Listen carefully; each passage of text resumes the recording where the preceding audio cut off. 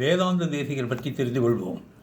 ஸ்ரீ வேதாந்த தேசிகர் கிபி 1768 ஆண்டு காஞ்சிபுரத்தில் உள்ள தூப்பல் என்னும் இடத்தில் பிறந்தார். இவர் வைணவ தத்துவங்களை பரப்ப பல நூல்களை வெளியிட்டார். அதனால் அவருக்கு சர்வதந்திர சுதந்திரர் என்ற பட்டம் பெற்றார். இவரை பிடிக்காத சிலர் ஒரு பாம்பாட்டியை அனுப்பினார். அந்த பாம்பாட்டி தான் அனுப்பும் பாம்புகளை அடக்க முடியுமா என்று கேட்க அவரும் சவாலை ஏற்றுக்கொண்டார்.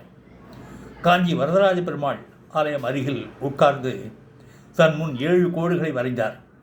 பாம்பாட்டி ஒவ்வொரு பாம்பாக அனுப்ப அந்த கோட்டை தாண்ட முடியாமல் சுருண்டது. பாம்பாட்டி கோபமடைந்து சங்கபாலன் என்ற கொடிய விஷமுள்ள பாம்பை அனுப்ப அது எல்லா கோடுகளையும் தாண்டி தேசிகன் அருகில் வர உடனே தேசிகன் வானையை நோக்கி கருடனை வணங்க கருடன் வந்து பாம்பை ஒத்தி கொண்டு பறந்து சென்றது.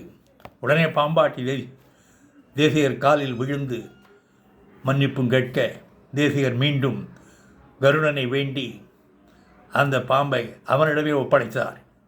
இவர் எந்த நோயாக இருந்தாலும் சுதர்சனாஷ்டகம் என்ற ஸ்லோகம் சொன்னால் நோய் காணாமல் போய்விடும் என்று சொல்லி அந்த அம்மை நோய் போன்றவற்றை எந்த கொரோனாவாக இருந்தாலும் சரி, எந்த நோயாக இருந்தாலும் சரி, அவை அனைத்தும் போகும்படி செய்து விடுவார்.